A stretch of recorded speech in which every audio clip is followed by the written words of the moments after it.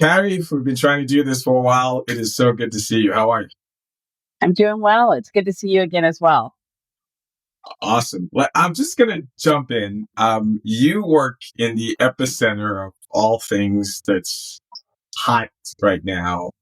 And of course, we're talking about AI. So we've been on this journey for many years. You and I were on a panel a few years back. So we know, the first chatbot was invented way back in 1964. Then you have Deep Blue. Then you have Watson, wins Jeopardy. But it does feel like 18 months ago, things just ratcheted up a notch.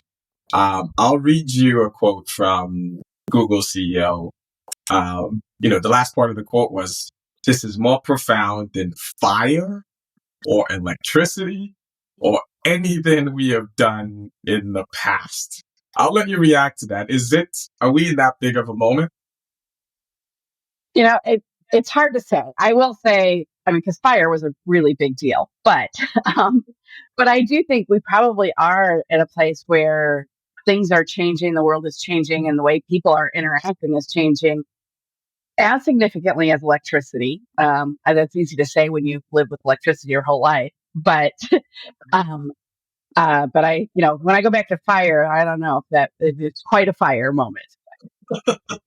I bet that But was man trying to prove that we created fire, which is there. Electricity and AI, I'll give you those two. yeah, so I think it's big, right? Um, Let me put it in the way I like to think about it. I think that we may be in one of those moments when what it means to be human changes. I don't mean to be dramatic, but I think that we're likely in this place where there's a merger going on between humans and machine. Whether we all have chips in our arms, I don't know. But as we increasingly rely on our phones and technology, I think this changes what it means to be human. Will you go that far? There definitely changes, no question. I mean, well, our teenagers already have those chips glued to their hands, I believe, or at least my daughter's phone never leaves their hand. Right. I Right. don't think she could live without it, right? But when I think about the change, I do think there is change happening to what it means to be human. I will say, though, there are pieces of the human like existence that I don't think we've caught quite up yet with AI in. Because I believe to have human like intelligence, you've got to have personality and emotions. Um, and and people have shown, there's studies that have shown that people don't change their behavior based on information and facts and data, like those of us who Right. love data would think, but, but they change it based on emotions and empathy. And we're not quite there yet with some of the AI. Okay.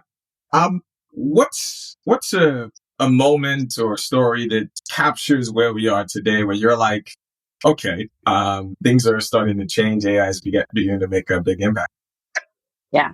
Well, I'll actually go back to what I just said is we're not quite there yet with emotion, but one of the things that we have done when we were doing an event and testing out some sort of start uh, testing out some art of the possible and Right. showing what it could do is we created this facial recognition software. So using AI, we would, when you went to order food, take a look at your expression, your emotions, and depending on what your emotions were, would be the kind of food you would get. So if you were happy, you got a hot dog. If you were sad, maybe we gave you ice cream, hoping to help get you happy, right? So based on what the machine learning and the AI determined your emotions were based on your facial expression, you got a different type of food. And so when I think of that and think of us trying to figure out how do we do some of this differently, um, the world can be very interesting very shortly here.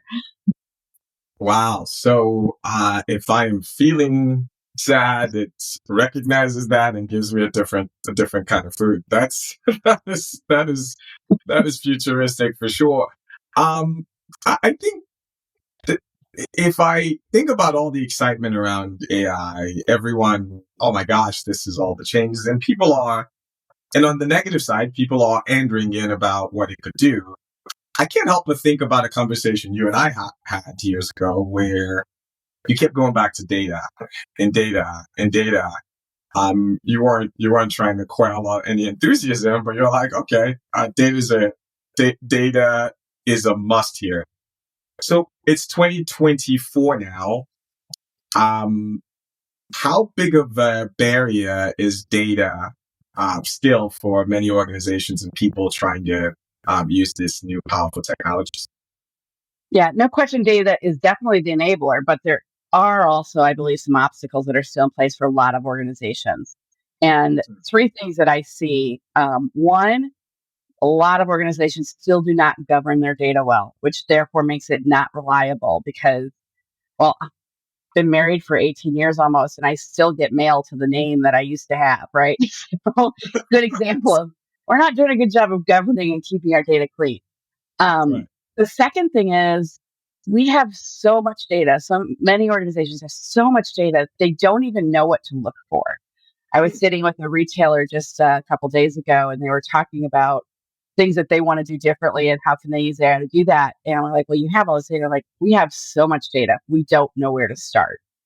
So that's the second obstacle that I see. The third one is our data across the globe is flawed with bias. So the systems that we created that create bias, that make some decisions based on things that don't make sense to make decision, whether it be race or whatnot, it's all there in our data. So the more we use that data and create models with it, that just magnifies and accelerates that bias. And so while, my point is, yes, data is part of the solution, it's also part of the constraints. And while there's not a quick, easy button yet, it's getting easier. People have done a better job of putting their data in the same place. They're starting to get there, but there's still those three constraints that I see in our way to make it where AI is so pervasive that it really does change the core of who we are as humans. Wow. Uh, on one on one part of that answer, I was disappointed. I was hoping there was this easy button we could tell folks just push this button, all your data problems go away. It sounds like there's advancements in things that can help you get there, but there's still work to be done. Um, Yeah, definitely advancements, but it still no, takes us going through and thinking about those three things that I just mentioned. well, I'm chatting with Carrie Steyer, she's, Chief Customer Officer for 66 Degrees. We'll put your LinkedIn, people get to know you. So I'd like to ask some fun questions. So today I'm going to ask you about a purchase that you made under $50 that changed your life in a positive way or impacted your life in some way. So for me, it'll be the Alexa Dot, right? I bought one many years ago and it has led me down a series of purchases trying to turn my own home into a smart home. I've got a room that's when I walk in, it knows my presence and how I like everything in the room. But I also think it might bankrupt me because it's becoming a problem. I just keep going and going and going. What is that one purchase for you that was quite impactful? Yeah. We also have Alexas in every room. It's nice to be able to turn off my light laying in bed just by talking to her. So I understand that, no question. We've actually had to name them different things because some of the rooms are too close that I want to make sure I know Uh, which one I'm talking to. But for me, a purchase, and this one is fun. And to be fair, it's only under $50 because I bought a subscription to their mail service. But if you have not seen this smart oven, there's a Tavala oven that basically they ship you the food. Maybe you spread some things on it or put a couple ingredients together. You put it in the oven, you scan the code, and it pops out done. It's amazing. Love it. It'd be even better if it could recognize my facial expression and just cook the meal. But it has been a life changer, a game changer. My son can make his own dinner. All of these things are wonderful. So I highly recommend you take a look at it. a smart oven. I'm gonna have to check that out. I do a lot of cooking, but now that the kids are out of the house and you're cooking for one, I would like some efficiency there. So I'm for sure going to check that out. Yeah, it feels Um, at times that like I'm living with the Jetsons when I cook out of that oven. Just feel like I say the words and it just pops me out dinner. It's lovely. speaking of like making life easy, so I've been, gosh, podcasting I don't know, for over 5 years. And it used to be a lot of work to edit and do that. So now, as you and I are having this conversation, I basically do my editing. It reads the transcripts. I go in, I highlight, I delete, I change words, and hit save, actually other saves, and I am on my way. So if I think about that, I didn't think about work in general, right? There are doomerists who talk about how AI is coming for all of our jobs. I'm not saying they're right or wrong, but that's what that feels. But there's the other side of it, which is the side I choose to take, which is that AI has the potential to make work easier, maybe take on some tasks. What do you tell the executives and companies you work with as they think about your employees and how they should be thinking about what AI will do? There are people who are nervous, there are people who are excited. How do you talk about Yeah, exactly. Actually, it's interesting. Our mission at 66 Degrees is that we're shaping the future of work by harnessing the power of data and AI. So I truly believe that future of work are these AI empowered enterprises. And what that means to me is it means that these enterprises, they're going to be successful because they're responsibly using AI and data to create data driven insights. That'll be where there's an empowered, human centered, the key word there, human centered workforce. it? Yeah. Then they're going to be able to work more productively. They're going to be able to collaborate seamlessly, work together in different ways, and consistently delight their customers because they understand those needs even before they can figure it out, right? The AI and the models are going to help them do that. And I believe that that's what it's going to look like. But there's still that human centered workforce. There's nothing that changes being face to face with somebody, shaking hands, listening. And so you actually really know what to look for in your data and being part of that interaction to create some of those emotions that I mentioned, which change behavior. It's going to be there regardless. Hmm. I I I have this feeling that I don't think we are ready on the people side. Every week there's some new technological advancement as though we've consumed the last 30 that came out, like, over the last several weeks. And I kind of have this theory that it's the people side that might be limiting progress. Um, and what you just said also probably reinforces some of that, right? You just painted a picture and a vision for the world you don't hear on television, right? Or you don't hear on social media. Instead, what you hear is some fear mongering or right? This is some automatic cool thing. And there's this middle ground that says, gosh, it can help the human side. Talk a little bit about, what do we need to do to get the humans on board for progress to happen faster? Yeah. I think we need to be willing to remove some of the constraints that we have. We as humans put constraints on our thinking. And we've got to be able to remove that and think, hey, what can we imagine differently? How do we move forward and take advantage of this? I'm at a dance competition with my daughter here, and she just bought a pair of slides yesterday because, you buy things when you're at these. But I love this organization because what they're trying to do is help girls and boys and whoever wants to buy these think about the fact that they're limitless. It actually says, I am limitless on these slides. Mm. We've got to be willing to change our thinking to say, hey, what could we do now? And how do we do it in a new way that allows us to take advantage of the technology and improve how we interact with each other as human versus just work within the old constraints of the world that we've always been used to. Honestly, we start to do that seamlessly. We don't necessarily always notice it. I think about, my kids have grown up in an era where, they don't understand what live television is because there never really was. Okay. You can always stop, rewind, play whenever you want to. So that constraint that I used to have when I was younger doesn't exist in their mind. It was, I have to be home at 4 o'clock to see the show. Well, no, you don't. So how can we think about other constraints that we've put on our thinking and our ways of behaving that we can remove to dream different and dream bigger and imagine in a way that we're limitless? Wow. I'm going to, I think we're recording this on a Friday, and hearing that term limitless is one that's going to stick with me all weekend, and hopefully to next week as well. I have a few more questions for you. Let's talk a little bit about bias one more time.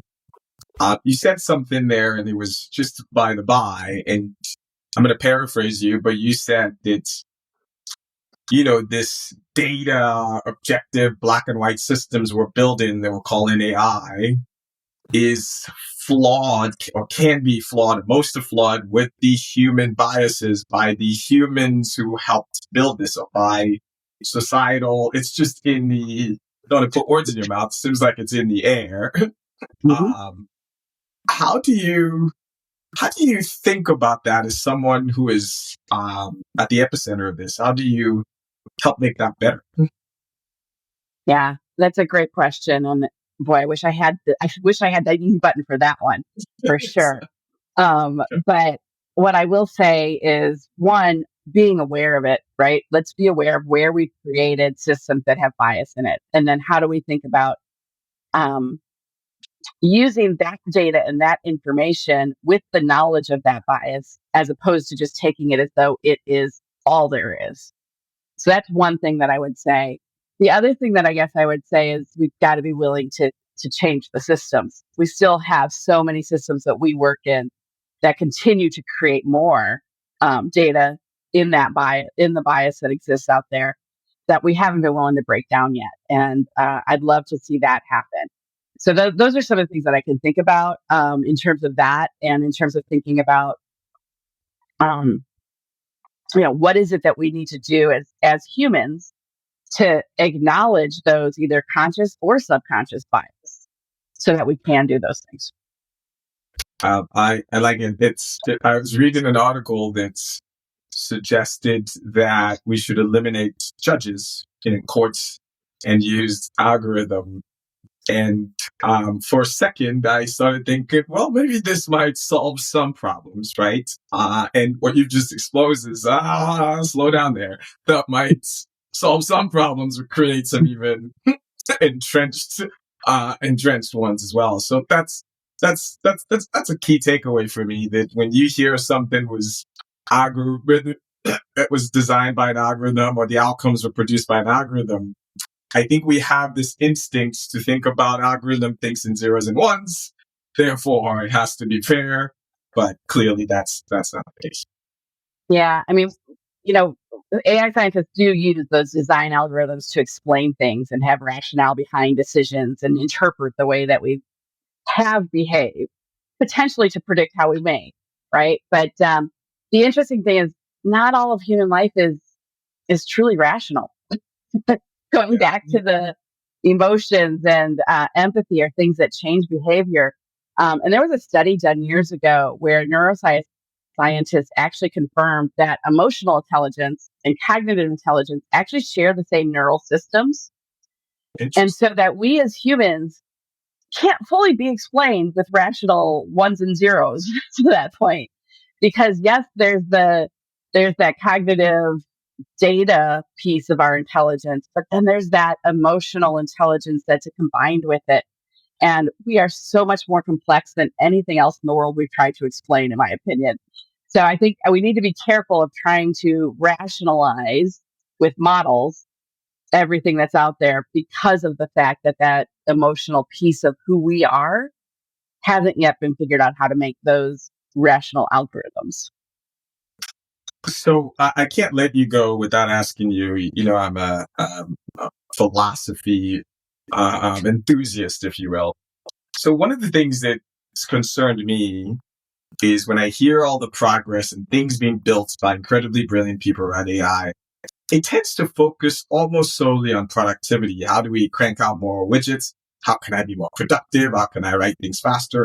And that. And I think about the richness of the human experience. We do have this other side of us, right? The creative side. There's as the World Cup is coming to the States, I don't know if you've been reading some of the things where, if you look at culturally, so New Jersey, where the World Cup final is going to be played, the per capita income in most places of Europe is significantly higher. But if you look at both cities culturally, right? As someone who grew up in the area in New York City, like Europe just seems much richer, right? As you look around and we built this efficient system that might lack some other things as well.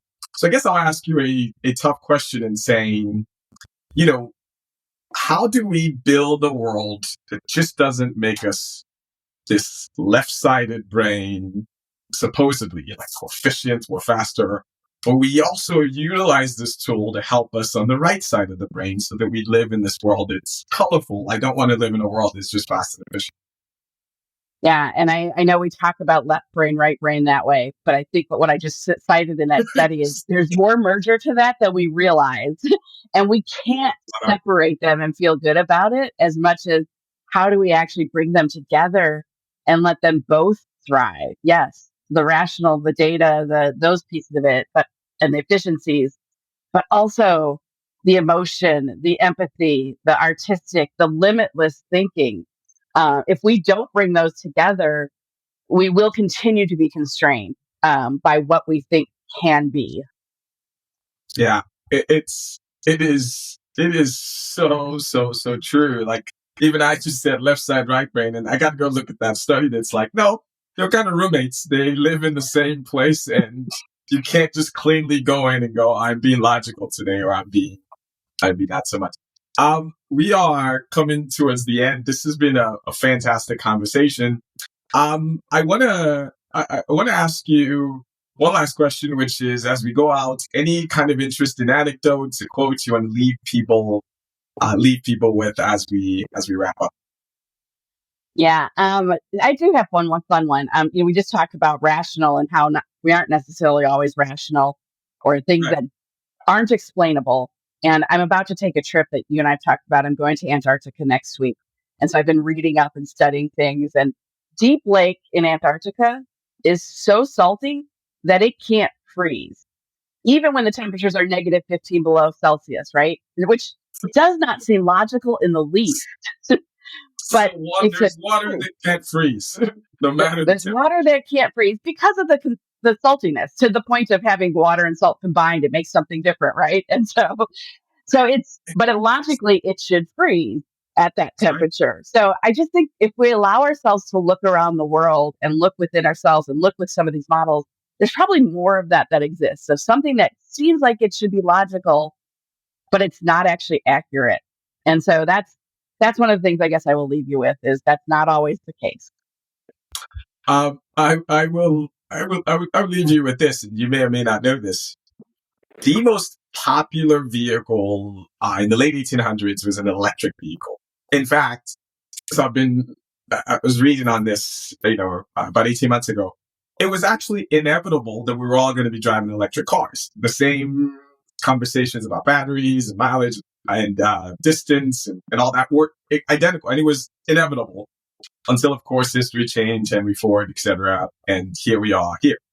Fast forward, we're back again in the 2020s having the exact same conversations. I say this to my friends and people like you and I who are deeply in this space and think that it's just inevitable. As long as the technology is there, we will change the world in this way. It gives me a sense of humility. It says that there are all of these factors, and we shouldn't take any of this progress for granted, because nothing is inevitable in that way.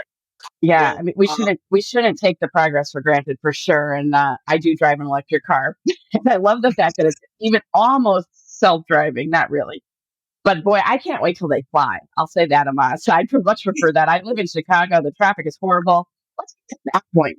that's a good place to leave it. Carrie wants flying cars. The rest of it, who cares? I want the oven that can read my brain and just cook me the food based on my mood. That's what I want for the future. Carrie, this has been awesome. Thank you so much for coming. We hope you will come back and see us again soon. Thanks so much. Appreciate it. You've been listening to an Amos Talks production.